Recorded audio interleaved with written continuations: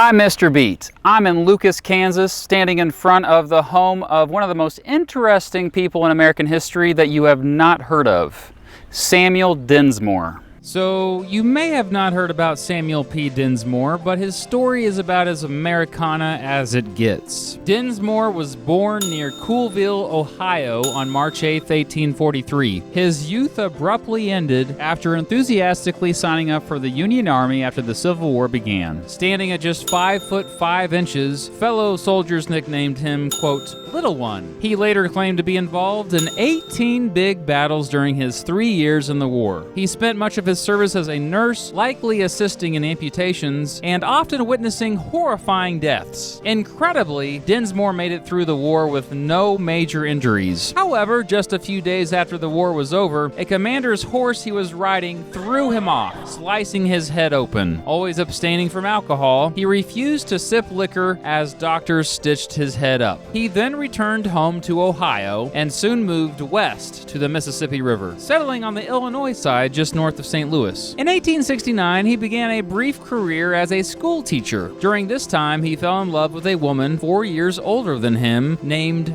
Frances Barlow Journey. They married on August 24, 1870. The two exchanged vows on horseback in a stream bed, and yes, the presiding minister was also on a horse. After the wedding, Dinsmoor quit teaching to farm, helping run a 341-acre property near the river that Frances had inherited after her first husband died. Frances and Dinsmoor managed one of the highest valued farms in the area. For 18 years, the family grew and lived a peaceful life. Yet, when Dinsmoor was 45 years old, he decided to move the family west to Kansas, leaving their prosperous and comfortable life back in Illinois behind. It's not clear why he decided to do this, but some speculate it was because of how promoters hyped Kansas up. By the time Dinsmoor arrived in Lucas, Kansas, his family had grown to 5 children, although his 2 stepchildren, now in their mid-20s, stayed behind. As soon as Dinsmoor arrived, he bought a small farm east of Lucas for $800. Unfortunately, the family arrived in Lucas at a time of economic downturn. Kansas farmers struggled, in particular due to drought, which caused crop failures and major dust storms. By the end of the 1880s, many couldn't pay back loans due to lower crop production. It's unknown how badly this widespread depression hurt Dinsmoor, but regardless, his family moved to Nebraska just 2 years after arriving in Lucas. Dinsmoor later sold insurance for a company based out of Omaha, so perhaps this explains why the family made the move. However, less than 1 year after living in Nebraska, they lost everything in a house fire. This is probably why they ended up back on their land in Lucas less than 1 year later. Back in Lucas, Dinsmoor became heavily involved in the trendy populist movement. By 1892, Dinsmoor was probably the biggest populist supporter in Lucas. The local newspaper called him a radical due to his outspoken and sometimes controversial views. In 1896, Dinsmoor served as a delegate at the Populist National Convention in St. Louis. He also held large populist rallies at his house, sometimes attracting as many as 300 people. That same year, he achieved his first and only elected office as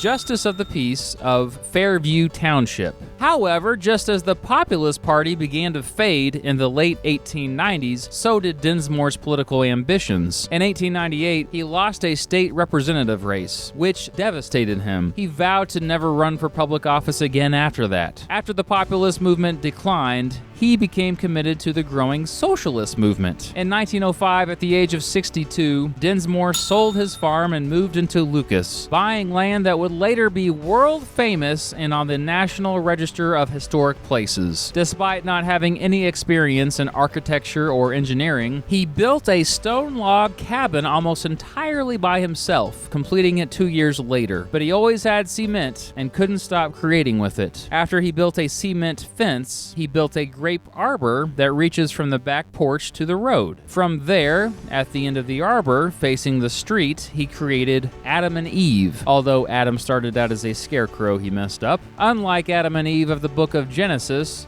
these were 8 foot tall and had marble eyes. After Adam and Eve, Dinsmoor began constructing the first of his eventual 29 concrete trees, some as high as 40 feet. Over the next 22 years, Dinsmoor used 130 tons of cement to create over 150 life-sized statues. Today, if these statues were cut up and sold at an auction, they'd likely sell for millions of dollars. Many of the earlier statues were references to the Bible, while his later ones were references to populism or Dinsmoor's political views. He often criticized monopolies, the plutocrats, and special interests that took hold of governments. By 1915, people not only in Lucas but also from outside town began to notice. Dinsmoor loved to mess with the tourists. By connecting a pipe from his basement to the tree of life and death, he would talk through the tree as visitors walked by, usually freaking them out. Always opportunistic, he made money from the tourists whenever possible. He even charged for postcards from pictures of the sculptures for up to 10 cents each. On his most famous postcard, he took a double exposed photo to make it look like he was looking at himself dead in a casket. By 1916, more than 100 people were visiting what became known as Dinsmoor's Garden of Eden every week.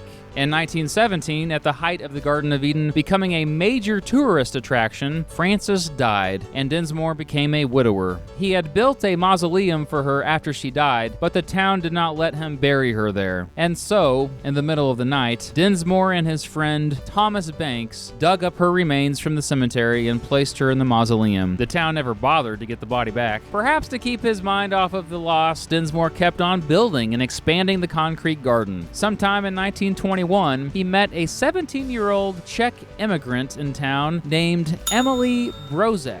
Eventually, Dinsmoor talked her into moving in as a housekeeper.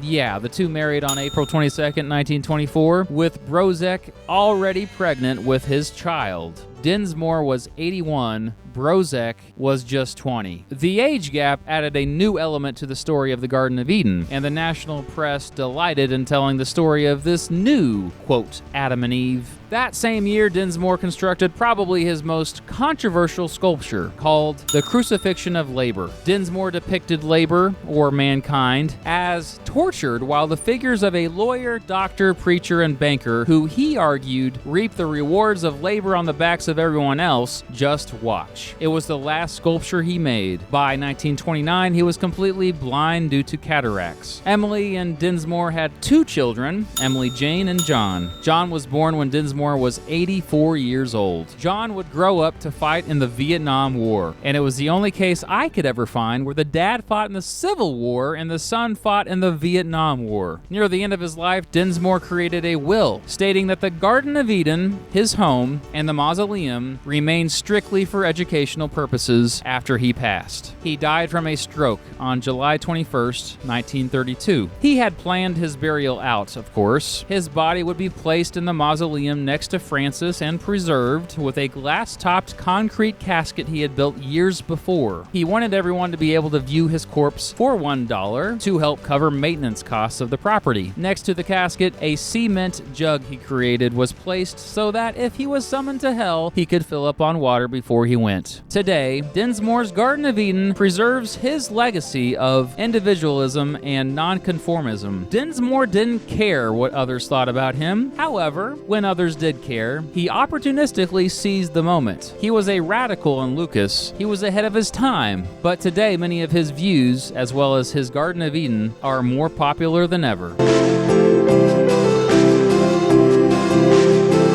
So that's all about Samuel Dinsmoor. If you happen to be on Interstate 70 between Denver and Kansas City, you should take a little detour, go off the highway to Lucas, Kansas, check out the Garden of Eden and the home that Samuel Dinsmoor built with his bare hands. It took him 22 years to build that thing.